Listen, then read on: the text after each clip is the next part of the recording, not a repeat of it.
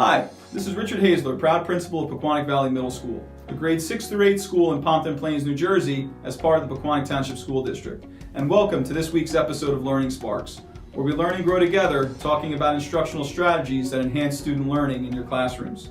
Today I'd like to talk to you about professional learning communities and the impact that they can have on student learning and student achievement. Here at Pequannock Valley School, professional learning communities are used on a regular basis. Professional learning communities are educators committed to working collaboratively on ongoing processes of collective inquiry and action research to achieve better results for the students that they serve. And they operate under the assumption that the key to improved learning for students is continuous job-embedded learning for educators. Because as teachers and administrators, we need to be constantly growing and learning. If we expect our students to, then we should be doing that as well. And so here at Pequannock Valley School, our professional learning communities meet 3 days a week. And so in our professional learning communities, they're set up by grade level, and I have an English teacher, a math teacher, a science teacher, and a social studies teacher meeting with special ed teachers and meeting with world language teachers and elective teachers. And those teachers all share the same group of students. It may be 75 students, it may be 90 students, it may be over 100 students, depending on the size of the grade level. And so those professional learning communities meet and they talk about the strengths and weaknesses of students, they talk about interdisciplinary projects, they talk about learning strategies, and they look at also professional development for themselves. They're reading articles, they're participating in Twitter chats, they're doing pineapple charts, they're doing a Power PDs where they're running professional development on topics that they want to learn about, because that's where that job-embedded learning for educators happens. When you look at professional learning communities, though, you really want to look at 3 big ideas. Okay, the first big idea is you want to be focused on learning and what are the students learning. And so you have to ask 4 key questions as a group when you're really looking at your students. The first question is, what do we want our students to learn? As much as we want them to learn content, we also want them looking at and focusing on key critical skills that they may need in terms of creativity, critical thinking, innovation, collaboration, research, all of those 21st century learning skills. And so you want to be able to demonstrate to the students that you're all working together. And so that when students walk into specific classes, they're learning and they're developing those skills throughout all of those classes, not just with one teacher. Another question you want to ask is, how will we know if the students are learning? So you're looking at your assessment practices. What type of assessment practices do you have as a team? Are you diversifying your assessment practices? Another question is, what do we do if they don't learn? Do we just continue to go in our classes with lessons and our students continue to struggle? Or do we figure out ways that we can work together to work on those skills that our students need to learn? And then the fourth question you want to ask as a team is, what will we do if they already know this information? Again, do we continue to move forward, or do we capitalize on that and maybe develop some more higher order thinking activities, assessments, questioning, whatever it may be, to push our students a little bit further? So the first thing you want to do is focus on learning. Second thing you want to do is build a collaborative culture. As I mentioned, you want the students to see that you are a professional learning community. You're all working together towards a common goal.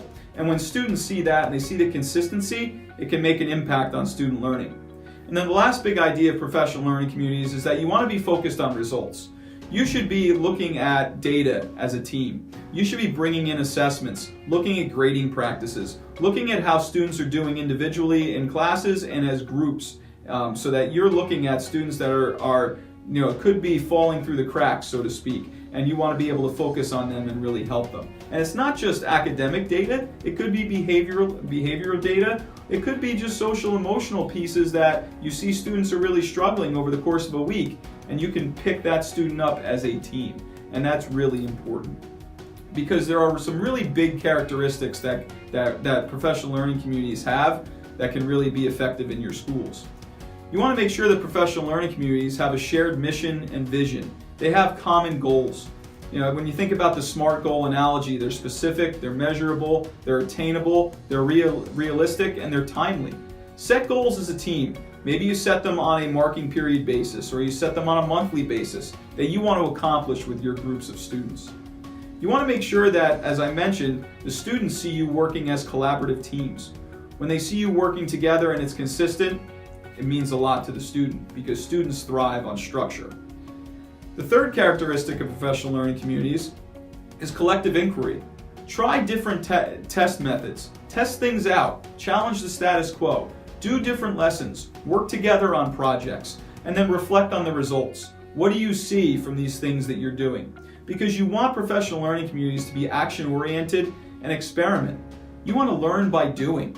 You don't just want to think about the things, actually do them in your classes and see what happens. Because you want to be, and the fifth characteristic, you want to be committed to continuous improvement. Gather evidence, analyze strengths and weaknesses, apply new knowledge, and analyze the impact of the changes that you're making. And then the last characteristic of professional learning communities is, again, you want it to be focused on results. You want the results to be tangible. So when you give assessments, bring them in, look at the data, and share them with your team. If you're not looking at data in professional learning communities, then you're not doing it correctly. You want to really make sure you're looking at any information that can pertain to student achievement, because what that'll do is that'll strengthen you as a team and it'll strengthen the students that you serve. So when I think about what our professional learning communities do, I'm very happy with the results that I see. When I walk into professional learning communities, I see our teachers working together for the betterment of their students, and there's nothing more important than that. So if you don't have professional learning communities in your school, I encourage you to talk to your administrator, or if you're an administrator, figure out ways that you can implement it into your schedule. It may not be on a daily basis, it could be monthly, it could be weekly, but it's a great way to improve student achievement in your classes. And if you're really interested in professional learning communities, I encourage you to hop on Twitter and join a professional learning community. You may not analyze data, but you're looking at job-embedded action research by the various things that are out there, because then you'll have a whole personal professional learning network, and that can really be another community of learners.